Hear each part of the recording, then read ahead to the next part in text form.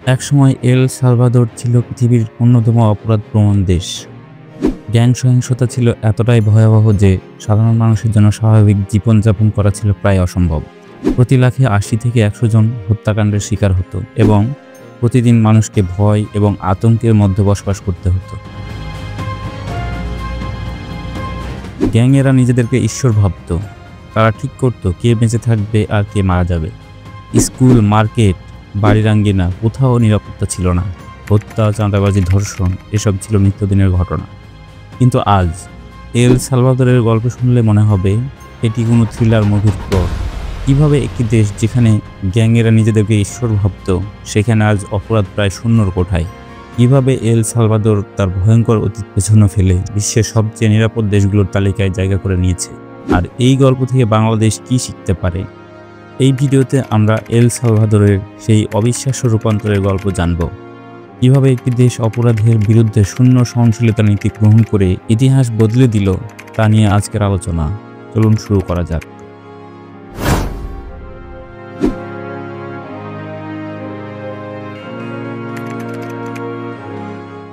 ১৯৯০-এর দশক থেকে ২০১৯ সাল পর্যন্ত এল সালভাদোর ছিল গ্যাং সহিংসতার কেন্দ্রবিন্দু। বিশেষ করে MS-13 এবং ব্যারিও 18 গ্যাংগুলো পুরো দেশটিকে তাদের দখলে নিয়ে গিয়েছিল। হত্যা, চাঁদাবাজি, অপহরণ, মাদক ব্যবসা এবং মানব পাচার ছিল তাদের প্রধান কার্যকলাপ। আইনশৃঙ্খলা বাহিনী এবং সরকার এই অপরাধীদের বিরুদ্ধে কার্যকর পদক্ষেপ নিতে ব্যর্থ ছিল, কারণ অনেক ক্ষেত্রেই রাজনৈতিক নেতারা গ্যাংদের সঙ্গে সমঝোতা করে চলত। বিশেষ করে ২০১৫ সালে দেশটির প্রতি লাখে ১০৩টি হত্যাকাণ্ড ঘটেছিল, যা বিশ্বের সর্বোচ্চ। দীর্ঘ ৩০ বছর ধরে চলে আসা এই গ্যাং সহিংসতা বন্ধ করার জন্য সরকার কোনো কার্যকর ব্যবস্থা নিতে পারছিল না। তবে ২০১৯ সালে প্রেসিডেন্ট নাইব বুকেলে ক্ষমতায় আসার পর দেশটির আইনশৃঙ্খলা পরিস্থিতিতে নাটকীয় পরিবর্তন আসে।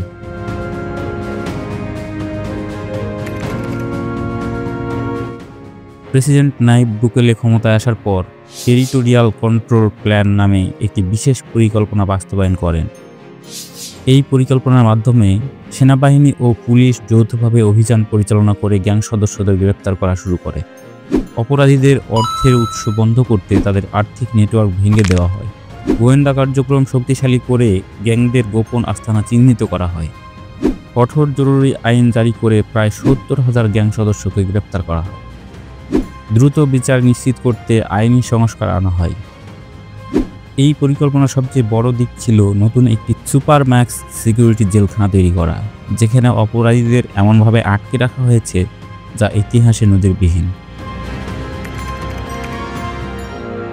প্রেসিডেন্ট নাইব বুকেলের নেতৃত্বে El Salvador terrorism confinement center CECOT নামে বিশ্বের সবচেয়ে বড় এবং সর্বোচ্চ নিরাপত্তা বিশিষ্ট জেলখানা নির্মাণ করেছেন। এই জেলখানাটি বিশেষভাবে গ্যাং সদস্যদের জন্য তৈরি করা হয়েছে, যেখানে তাদের চরম কঠোর শৃঙ্খলায় রাখা হয়। সিকটের ধারণ ক্ষমতা প্রায় ৪০,০০০ বন্দী, যা এটিকে বিশ্বের সবচেয়ে বড় জেলখানাগুলোর মধ্যে একটি করে তুলেছে। এই জেলখানার নিরাপত্তা ব্যবস্থা অত্যন্ত উন্নত এবং সর্বোচ্চ পর্যায়ের। জেলখানাটি ২ স্তরের উঁচু প্রাচীর দিয়ে ঘেরা, যার উপরে ১৫,০০০ ভোল্টের বৈদ্যুতিক তার লাগানো রয়েছে। এই উচ্চ ভোল্টেজের বৈদ্যুতিক তারগুলো কোনো বন্দি পালানোর চেষ্টাকে অসম্ভব করে তোলে। এছাড়াও জেলখানায় ১৯টি নজরদারি টাওয়ার রয়েছে, যা 24/7 বন্দীদের উপর কঠোর নজরদারি চালায়। প্রতিটি কোণায় রয়েছে অত্যাধুনিক ক্যামেরা এবং ফেস রিকগনিশন প্রযুক্তি, যা বন্দীদের প্রতিটি চলাফেরা রেকর্ড করে। বন্দীদের চলাচল সম্পূর্ণভাবে নিয়ন্ত্রিত। তাদের কোনো চলাফেরার স্বাধীনতা নেই এবং বাইরের জগতের সঙ্গে যোগাযোগ করার কোনো সুযোগ নেই। পরিবার বা বন্ধুদের সঙ্গে দেখা বা কথা বলার কোনো অনুমতি দেওয়া হয় না। বন্দীদের জন্য কোনো বিনোদনের ব্যবস্থাও নেই, না বই, না টিভি, না কোনো ধরনের সামাজিক কার্যকলাপ। তাদের জীবন কাটে কঠোর নিয়মের মধ্যে, যেখানে প্রতিটি মুহূর্তে তারা নজরদারির মধ্যে থাকে। এই জেলখানা নির্মাণ এবং পরিচালনা পদ্ধতি গ্যাং সদস্যদের জন্য একটি আতঙ্কের জায়গা তৈরি করেছে। তাদের জন্য সিকট শুধু একটি জেলখানা নয়, এটি একটি অন্ধকার এবং নির্জন কারাগার, যেখান থেকে পালানোর কোনো উপায় নেই। এই কঠোর ব্যবস্থাগুলোই এল সালভাদোরকে অপরাধমুক্ত করতে সাহায্য করেছে এবং গ্যাং সংস্কৃতির মূলকে ধ্বংস করেছে।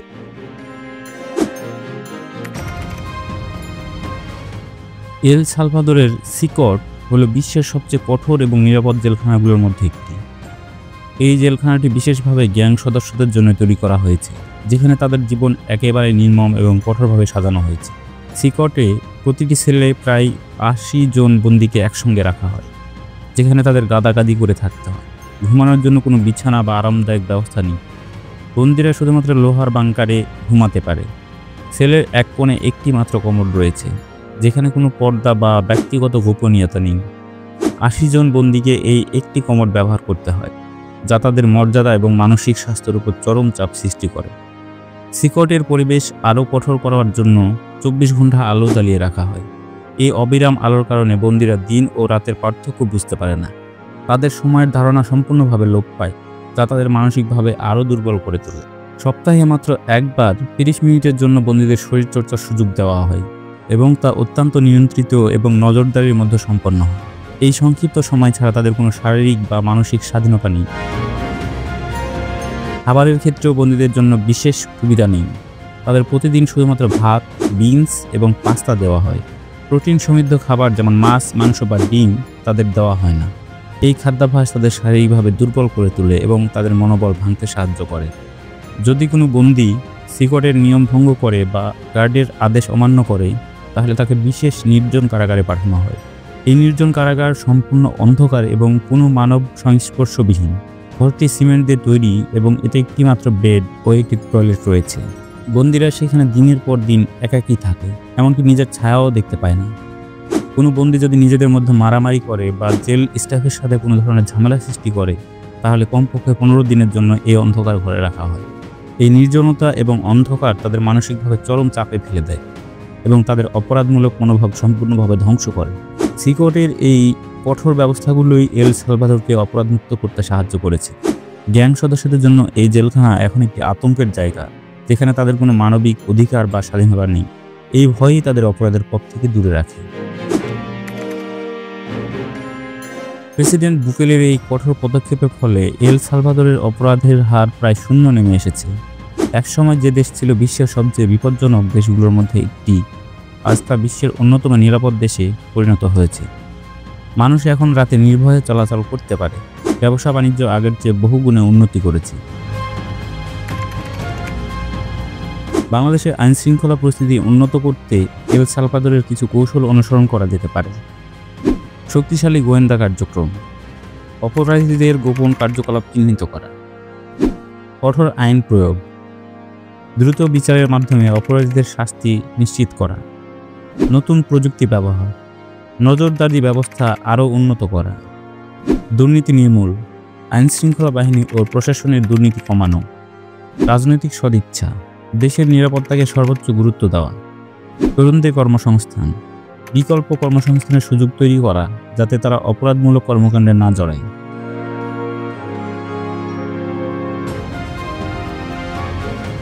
এল সালভাদোরের পরিবর্তনের গল্প বিশ্ববাসীর জন্য এক বড় উদাহরণ। কঠোর সিদ্ধান্ত, শক্তিশালী নেতৃত্ব এবং আধুনিক নিরাপত্তা ব্যবস্থা গ্রহণ করলে যে কোনো দেশ অপরাধ দমন করতে পারে। বাংলাদেশের জন্য এটি গুরুত্বপূর্ণ শিক্ষা হতে পারে। রাজনৈতিক সদিচ্ছা, কঠোর আইন প্রয়োগ এবং প্রযুক্তিগত উন্নয়ন যদি একসঙ্গে কাজ করে, তাহলে আইন শৃঙ্খলার উন্নতি সম্ভব। আপনার কি মতামত? বাংলাদেশ কি এল সালভাদোরের পথ অনুসরণ করা উচিত? কমেন্টে আপনার মতামত জানান এবং এই ভিডিওটি শেয়ার করুন, যাতে সবাই এই গুরুত্বপূর্ণ আলোচনা সম্পর্কে জানতে পারে। ধন্যবাদ।